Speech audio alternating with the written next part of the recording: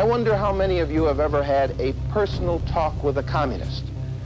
I wonder how many of you have a concept of what they are saying to people. It was very strange and difficult living in Russia during the 70s, and no one would do anything about it. But at the same time, there were also people who lived on their own land, different from most people, kids. And my observation of those children and memories of my own childhood gave me the idea to escape with them from this world to a special island we would call our school.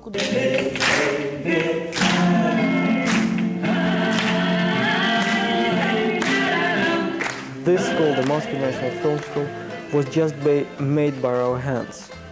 And each paper, each document, each form, we produced ourselves. And we're always talking about how do we develop the bicycle. That is like we're doing something from the very beginning, and then the outside world is already have that for years. Students get not only the academic studies, but also they get professional studies in theater, cinema, film, television, and still photography. Before 1988, we received regulations from our superiors, government officials. We weren't allowed to make our own decisions on how to run the school. I had to provide our students with political discussions, mostly about our great government, whose ultimate goal was to build communism on our planet. It's one of my feelings that you must always know and understand your enemy in your competition. Germantown High School is located in Germantown, Tennessee, an affluent community that sits right outside of Memphis, Tennessee. And Germantown High School is a very large part of the city life. Germantown's Fine Arts program is a very special component of the school. It's a student-centered type of environment where the arts really are central to learning. We didn't ask for the struggle and the fight between the communist world and the free world. In my wildest dreams, I never thought that we would have a Russian partner school. It was just never in my plan. Then came the great experiment.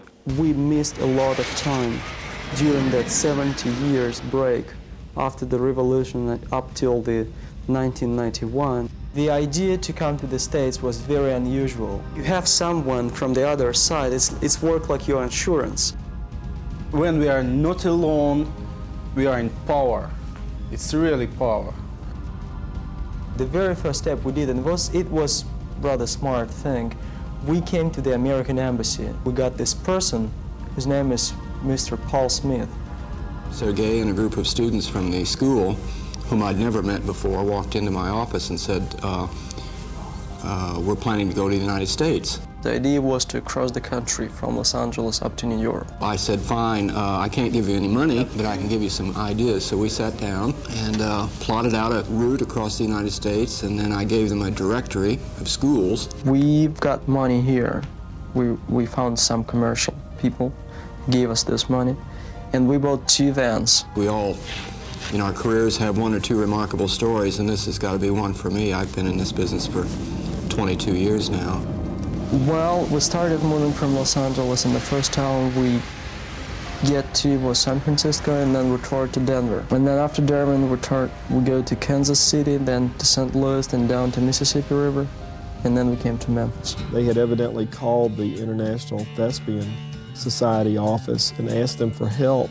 They told us if you are staying in Memphis, you should have called to this person. His name is Frank Blueston. Then suddenly, one night, very late, I got this call at home that I could hardly understand. I later knew that it was Olga Lippman. And we all want to come to Memphis, but we are sorry we have no place to stay and we have no place to show performance. He said, well, I have so many things to do, but if you are coming to Memphis, just come. We will see what to do with you. That was something. I'm here with 3 performers you might have seen earlier. They are dancers from Russia. What is your name? My name is Sergei, and here is Olga and Lisa.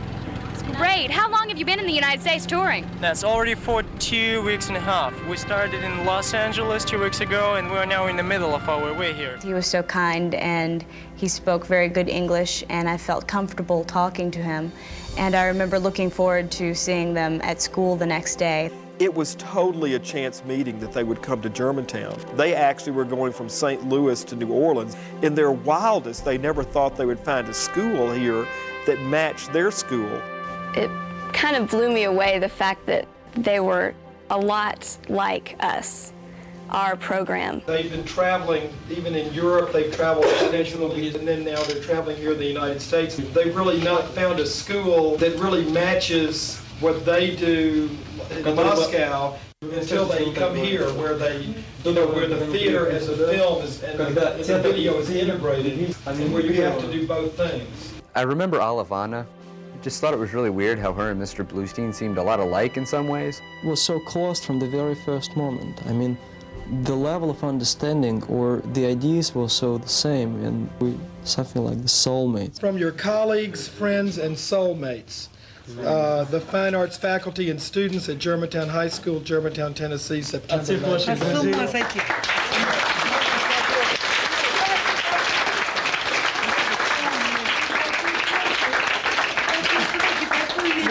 You know what she said? She says, that's the only United States, such as just a little time to get this out. Это невозможно. Скажем, мы такую штуку проектировали бы и делали приблизительно. In Russia, if you want to produce this, you need a year.